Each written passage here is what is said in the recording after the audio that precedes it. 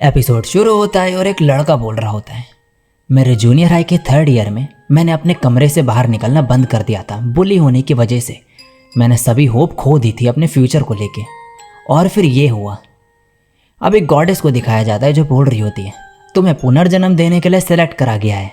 और ये लड़का कहता है, क्या एक दूसरी लाइफ? लगता है मैं रूम में मर गया। ये गॉडेस कहती है, दूसरे वर्ल्ड में मैजिक ही सब कुछ है, तो मैं तुम्हें काफ़ी ज़्यादा पावर्स दूंगी नई लाइफ जीने के लिए। ये लड़का काफ़ी खुश होता है कि अब एक ढंग की लाइफ जी पाएगा ये, बजाय पूरे दिन एनीमे देखने और गेम्स खेलने के रूम में पड़े रह के। और गॉडेस इसे न्यू वर्ल्ड में भेज देती है। अब दिखाया जाता है हमें न्यू वर्ल्ड। यहाँ पे इसको नई लाइफ मिलती है, लेकिन इसे स्टार्टिंग से सब शुरू करना पड़ता है एक बच्चा पैदा होने से। इसके पेरेंट्स होते हैं किंग और क्वीन, और ये किंग कहता है इसके ऊपर ये रॉयल सिंबल भी है, ये हमारा ही बच्चा है। और काफ़ी खुश होते हैं ये दोनों। अब किंग यहाँ अपने बच्चे के मैजिक लेवल पता करने के लिए एक औरत को बुलाता है और ये चेक करने लगती है। ये ऑर्ब काफ़ी चमकने लगता है। किंग को लगता है कि इसका लेवल काफ़ी ज़्यादा होगा, अराउंड 40 या 50, लेकिन ये औरत कहती है ये सिर्फ लेवल 2 का है और कोई भी एलिमेंट यूज़ नहीं कर सकता, ये सिर्फ बैरियर मैजिक यूज़ कर सकता है। किंग और क्वीन को ये सुन के काफ़ी झटका लगता है कि इनका बच्चा ऐसा कैसे हो गया, और डिसाइड करते हैं ये कि सबको बोल देंगे कि प्रिंस मर गया पैदा होते ही। ये सुन के हमारा मेन कैरेक्टर कहता है, मुझे तो अभी नई ज़िंदगी मिली, क्या अभी मर जाऊंगा मैं? और ये किंग ऑर्डर दे देता है इस बच्चे को जंगल में छोड़ने का। ये सब गॉडेस देख रही होती है और घबरा रखी होती है। दूसरी लड़की कहती है, क्या हुआ?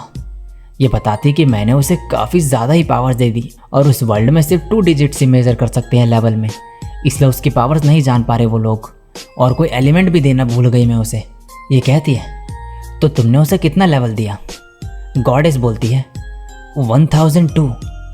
और ये बोलती है, ये कुछ ज़्यादा नहीं हो गया?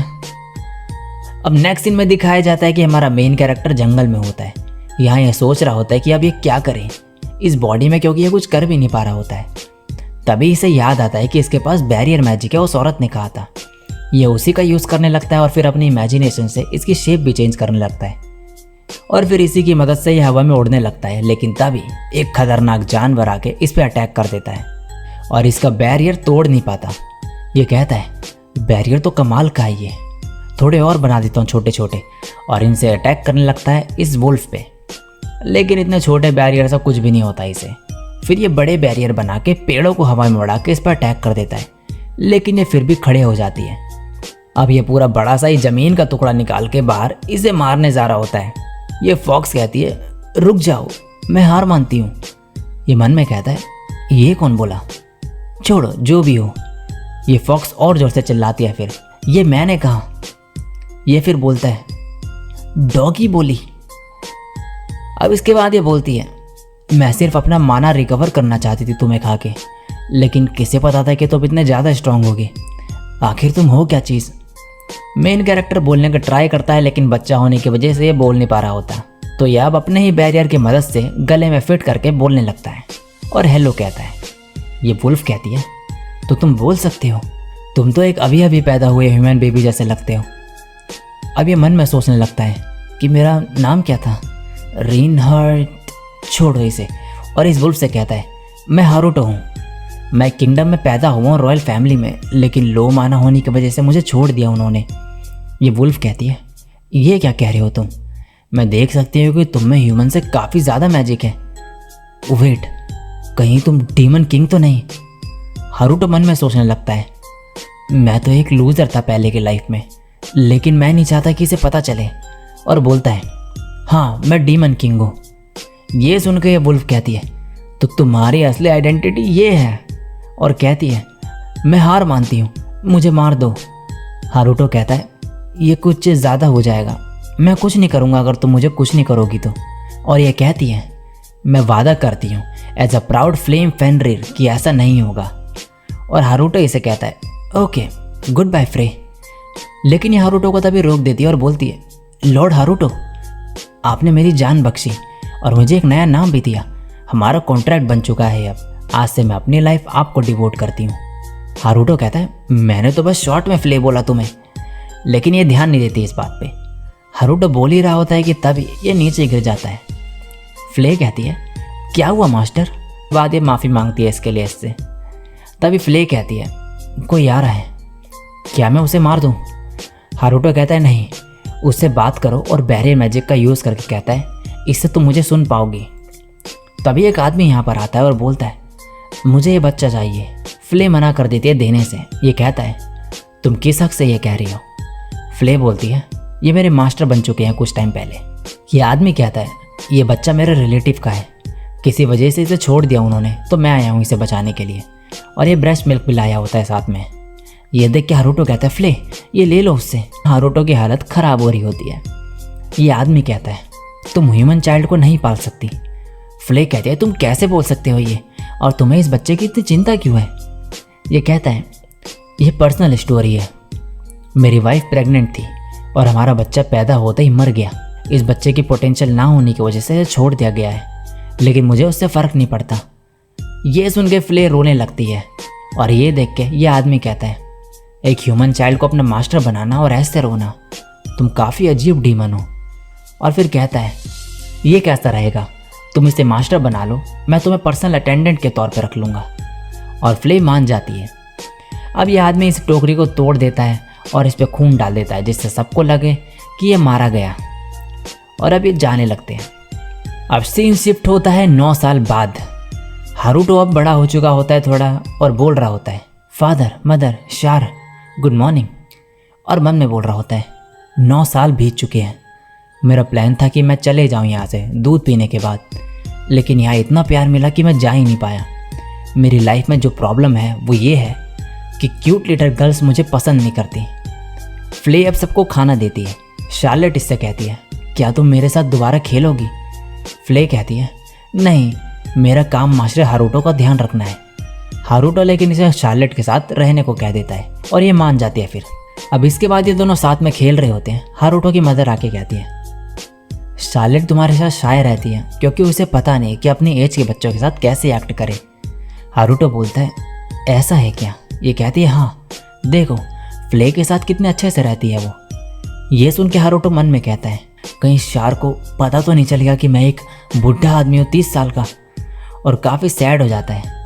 इसकी मदर कहती है मेरे पास एक आइडिया है, तुम शार्लेट के लिए कुछ स्पेशल क्यों नहीं करते? ऐसे करने के बाद वो अपने भाई के साथ अच्छे से रहेगी फिर, और हमारा सब कुछ तुम्हारा ही तो है। तुम रूम में पड़े रहने के बजाय शार्लेट को ज्वाइन क्यों नहीं करते बाहर? तुम्हारी मदर होने के नाते मुझसे जो होगा मैं करूँगी तुम दोनों को क्लोज लाने के लिए। हारूटो कहता है थैंक्स। नेक्स्ट सीन में हारूटो यहाँ से जाने का सोच रहा होता है, लेकिन फिर सोचता है कि मुझे फ्ले को भी साथ ले जाना पड़ेगा, और इससे शार्लेट मुझे और भी हेट करने लगेगी। हारूटो ने 9 सालों में अपने एक कॉपी बना दी होती है बैरियर मैजिक का यूज़ करके, जिससे वो यहाँ से चले जाए इस जगह को छोड़ के, लेकिन ये कॉपी बात नहीं कर सकता और ना ही मूव कर सकता। फिर अचानक से सोचता है वेट, अगर बिना किसी को दुख पहुँचाए मुझे यहाँ से जाना है तो फ्ले की भी बनानी पड़ेगी मुझे कॉपी।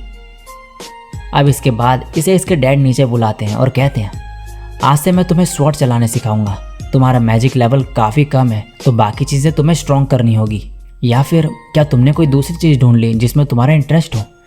हारूटो बोलता है हाँ, एंशंट मैजिक। ये कहते हैं मुझे लगा था तुम रूम में पड़े रहते हो, लेकिन तुम तो काफ़ी सोच रहे थे इसके बारे में। हारूटो ये सुनकर यहाँ से निकलने का ट्राई करता है, लेकिन इसके डैड फिर भी इसे रोक देते हैं और स्वॉर्ड दे के लड़ने को कहते हैं।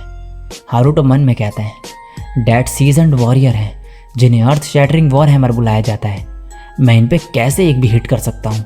और अपनी बॉडी के आसपास बैरियर बना लेता है खुद को चोट से बचाने के लिए, और सीधे अटैक कर देता है। इसके डैड डॉज करते हैं और हारूटो की स्वॉर्ड टूट जाती है और नीचे एक होल हो जाता है। ये देख के हैरान होते हैं।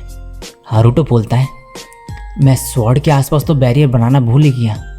इसके डैड कहते हैं मैं रोक दूंगा अटैक टाइम रहते ही, और अटैक करते हैं, लेकिन फुल स्विंग कर देते हैं ये, और हारूटो लेकिन फिर भी इसे डॉज कर लेता है। यह बोलते हैं ये किसी भी 30 लेवल के नीचे के पर्सन के लिए इम्पॉसिबल होता है डॉज करना।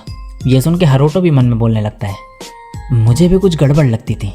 तो इसने पास्ट में मैजिक क्रिस्टल बनाया होता अपना मैजिक लेवल चेक करने के लिए, और इसे लगता था कि इसका मैजिक 100s में आएगा, लेकिन इसका मैजिक लेवल ये शो नहीं कर पाता और 2 ही दिखाता है, और ह्यूमन में 77 हाईएस्ट होता है अभी तक का। और एलिमेंट ना होने की वजह से ये मैजिक को एफिशिएंटली यूज़ कर पा रहा होता है। और फिर कहता है क्या ये गॉडेस ने दिया मुझे ओवर पावर्ड स्किल? और अब यहाँ पे ये इसके फादर देख के काफ़ी खुश होते हैं और इसे और ट्रेनिंग करके एक बढ़िया स्वॉर्ड्समैन बनाने का बोलने लगते हैं। नेक्स्ट दिन में हारुतो के डैड इसकी मॉम से कहते हैं, आज मैंने हारुतो को स्वॉर्ड की ट्रेनिंग दी। ये कहती है, उसने कैसा करा? ये बोलते हैं, वो शायद डीमन है जो वापस आ गया है। ये बोलती है, ये क्या कह रहे हो? हारुतो के डैड कहते हैं, सीक्रेट रॉयल फैमिली रिकॉर्ड्स में एक आदमी के बारे में बताया गया है जिसने डीमंस के साथ रिलेशन बनाया, लेकिन डिमोनिक ट्रेट के साथ पैदा होना काफ़ी रेयर है। हारुतो की मॉम कहती है, लेकिन हारुतो के पास ना ही हॉर्न है और ना ही टेल। इसके डैड कहते हैं, हाँ, लेकिन कहा जाता है कि रॉयल साइन के अंदर एक अजीब पावर होती है जिसके बारे में किसी को नहीं पता अभी, और शायद इसलिए फ्ले जैसे डीमन हारुतो के साथ है। इसकी मॉम बोलती है, वो एक नॉर्मल बच्चा है। ये कहते हैं, चिंता मत करो, मुझे भी यही लगता है, इसलिए चाहे जो भी हो हम अपने बच्चे की ज़िंदगी अच्छी बनाएंगे। और ये सब शार्लेट भी सुन लेती है और कहती है मन में, ऐसा हो ही नहीं सकता कि हारुतो डीमन है। और इसी के साथ ये एपिसोड यहीं पे एंड हो जाता है।